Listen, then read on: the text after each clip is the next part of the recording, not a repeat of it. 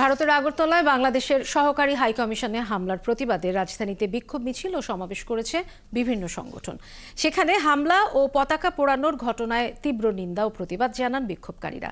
এই ঘটনাকে আন্তর্জাতিক আইনের লঙ্ঘন উল্লেখ করে নিরাপত্তা দিতে ব্যর্থ হলে ভারত থেকে হাইকমিশন প্রত্যাহারেরও দাবি জানান বিক্ষোভকারীরা। শাহিদুজ্জামান সাকিবের প্রতিবেদনে বিস্তারিত। আগরতলায় বাংলাদেশের সহকারী হাইকমিশনে হামলার প্রতিবাদে বিক্ষোভে উত্তাল ছিল রাজধানী ঢাকা। বিকেলে শাহবাগে বিক্ষোভ মিছিল ও সমাবেশ করে জাতীয় নাগরিক কমিটি। সমাবেশে সংগঠনটির নেতারা বলেন, ভারতের জনগণ ও দক্ষিণ এশিয়ার দেশগুলোকে ঐক্যবদ্ধ হয়ে উগ্রবাদিতার বিরুদ্ধে দাঁড়াতে হবে।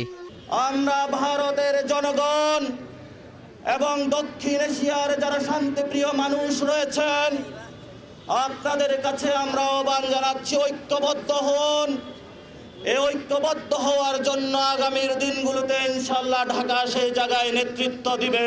নানা উগ্রবাদী হিন্দুত্ববাদী গোষ্ঠীগুলো মিছিল মিটিং সমাবেশ করে যাচ্ছে, ভারত সরকার এসবের বিরুদ্ধে কোনো ব্যবস্থা নেয় নাই। সেই ব্যবস্থা নেওয়ার ফলে তারা আগরতলায় বাংলাদেশের উপ হাই কমিশনে হামলা করার মতো ধৃষ্টতা দেখানোর সুযোগ পেয়েছে। পরে জাতীয় নাগরিক কমিটির নেতাকর্মীদের মিছিলটি শাহবাগ প্রদক্ষিণ করে। বিকেলে বাইতুল মুকাররমের উত্তর গেটে সমাবেশ ও বিক্ষোভ মিছিল করে ইসলামী আন্দোলন বাংলাদেশ। মিছিল পূর্ব সমাবেশে দলটির মহাসচিব মাওলানা ইনুস আহমদ বলেন, আগরতলার সহকারী হাইকমিশনে হামলার মধ্য দিয়ে আন্তর্জাতিক আইনের লঙ্ঘন করেছে ভারত। ভিয়েনা কনভেনশনের 161 ধারার পুরোপুরি লঙ্ঘন। এইবার বারবার করে লঙ্ঘন করে তারা কি প্রমাণ করতে চায়? তারা বারবার করে একটা যুদ্ধ বাঁধাতে চায়। ওরা যদি আমাদের হাইকমিশনারদেরকে নিরাপত্তা দিতে ব্যর্থ হয়, আমরা প্রত্যাহার করে নিয়ে আসুন। একই বিষয়ে দুপুরে ফার্মগেটে বিক্ষোভ মিছিল করে বিভিন্ন প্রতিষ্ঠানের শিক্ষার্থীরা। এ সময় ভারত বিরোধী স্লোগান দেন তারা। দাবি জানান ইসকন নিষিদ্ধেরও।